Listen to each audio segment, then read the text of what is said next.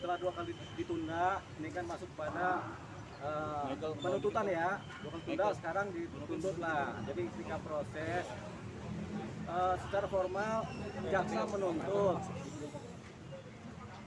pengacara membela, hakim memutus. Ini kan baru sesi jaksa menuntut. Nah, persoalannya adalah dakwaan ini kan dakwaan seorang Farsad M sebagai pengedar, ya, yaitu pasal 114, pasal 112 dan pasal 111. Itu pasal mengenai pengedar. Nah, si Farsad M ini kan sebagai pengguna. Dia sebagai pengguna, tapi kemudian dituntut pasal 114-nya pengedar hukumnya lepas, tinggal pasal 112 dan 111 ya. Nah, Farsad M ini dituntut 6 tahun penjara, tapi dia adalah pengguna, tapi tampaknya dia dituntut sebagai pengedar juga begitu. Jadi kita kemudian akan melakukan pembelaan, tapi yang paling penting kan fakta-fakta di persidangan sama-sama sudah kita ketahui bahwasanya seorang Farsad M adalah pengguna, bahkan dia cenderung adalah korban dari narkotika. Nah, kalau kemudian harapan kita kemudian ternyata hakim pun memutus dia bersalah dan dihukum, itu tentunya kan orang yang sudah jatuh, kemudian korban sudah jatuh bukan diselamatkan, tapi malah jatuh ketimpa tangga, ketimpa apalagi, ketimpa cat, ketimpa ember, apalagi ketimpa apalagi, sama ketimpa mungkin kepala gagang.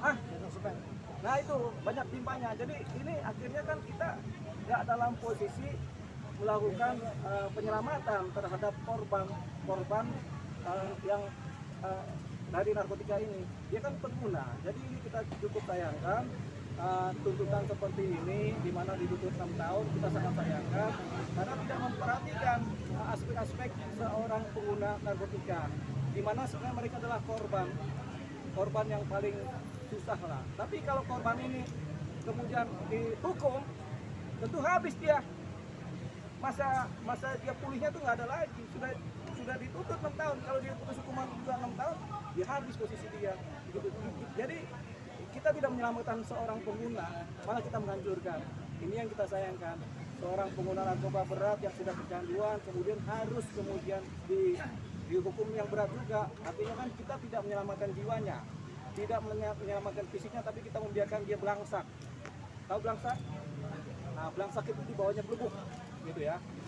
Hancur-hancurnya. Jadi gitu. Jadi kita akhirnya kita harus menyelamatkan dia. Jadi kami sebagai pembela akan melakukan pledoi, tentunya dengan hati nuranilah. Apalagi pihak BNN, kepala BNN sudah menyatakan pengguna itu korban, jangan dihukum. Tapi ini kan masih tetap dituntut, ya kan? Mungkin hanya karena mematuhi prosedur dakwaan yang sudah telanjur diadakan, yaitu pasal ini di mana dia adalah pengedar dan dipaksakan, ya sudah nggak apa-apa. Namanya juga jaksa menuntut. Gitu, sebenarnya ada posisi jaksa bisa menuntut lepas juga atau menuntut rehabilitasi juga, ada posisi, tapi tidak digunakan oleh pihak jaksa, tapi mereka tetap menuntut 6 tahun masa penjara. Ini yang kami sesalkan. Sebagai pembela, sebagai pengacara kami menyesal ini karena kami punya roh yang sama dengan kepala BNN, dengan BNN, bahwasanya pengguna adalah korban. Pengguna adalah korban. Jangan kemudian dihancurkan kehidupannya dengan tambahan hukuman. Nggak ada efek jerah kalau pengguna, karena pengguna itu kecanduan, harus direhabilitasi, bukan dihukum. Dihukum tuh nggak akan ada efek jerah, dia akan tetap kecanduan terus. Tapi kalau dia direhabilitasi, dia akan pulih dari kecanduan tadi dan dia bisa selamat hidupnya. Ini yang tidak diperhitungkan. Makanya secara malam ini kita harap mungkin ada perubahan tentang konstelasi hukuman dan penuntutan terhadap pengguna narkotika. Jangan seperti ini. Nah, nggak apa-apa, ini diedarkan supaya nanti kita sinergi dengan BNN. Karena apa yang menjadi roh dari ucapan BNN kita pakai sebagai bagian dari hal yang sama. Itu tadi yang kemudian kami sebagai pengacara menyesalkan ini. Seorang pengguna adalah korban yang harus diselamatkan, bukan dihukum.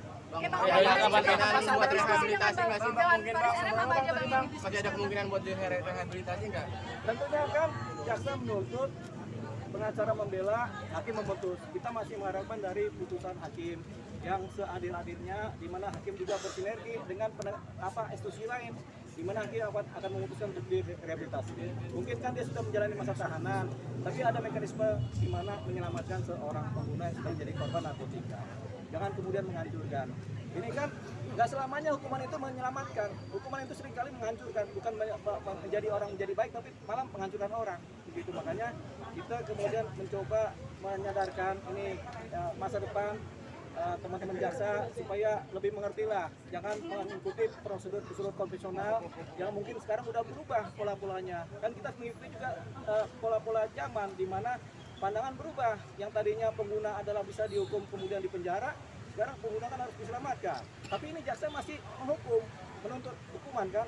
Ini rasanya ini harus kita benahi di pihak kejaksaan dalam proses mereka menuntut. Bang, responnya Faris RM tadi apa Bang, sempat diskusi? Tapi kalau Faris RM sih kita adakan pledoi. Jadi pledoi pertama dari pihak Faris RM sendiri sebagai pribadi, baik kemudian pledoi dari pihak pengacara. Tapi minggu depan sudah kita bisa jalan. Tapi tadi maksudnya sempat menyayangkan atau gimana, atau sempat kecewa gitu? Ada rasa kecewa nggak sih Bang? Kita sudah menyayangkan, apalagi seorang Faris RM juga dia menyayangkan. Tapi kan dia dari awal sudah pasrah bongkokan ya. Nah, dari awal dia bilang menghormati proses hukum dan pasrah berharap proses hukum. Tapi kan kita tidak melihat dari sisi dia. Kita melihat dari sisi kita yang gunanya adalah untuk menyelamatkan seorang pengguna supaya selamat, bukan kemudian belangsak begitu. Itu tadi. Nah, kemudian dari posisi pledoi nanti, kami juga dari pihak pengacara akan melakukan upaya hukum lain, yaitu karena ada koruptor yang diabolisi dan diamnesti, ya kan? Kita juga minta abolisi dong. Ini kan kita korban nih pengguna nih, masa koruptor aja minta polisi sama amnesti. Kita juga minta supaya seorang peresan diabolisikan begitu. Abolisi ini dihapuskan hukumannya atau amnesti atau apalah gitu. Dimana kita akan mengajukan surat kepada Presiden Prabowo 08. Kita minta supaya ini yang justru yang harus diabolisi yang begini, bukan koruptor begitu. Jadi kita sudah bikin surat, mudah-mudahan besok kita sampaikan ke Sekretaris Presiden supaya nanti mudah-mudahan ditindaklanjuti. Jangan koruptor diselamatkan, tapi orang pengguna yang harusnya diselamatkan malah dibelangsakan begitu. Belangsak ya. Padahal Faris RM itu posisi besar ya Bang ya? Iya. Jadi layak kena polisi dan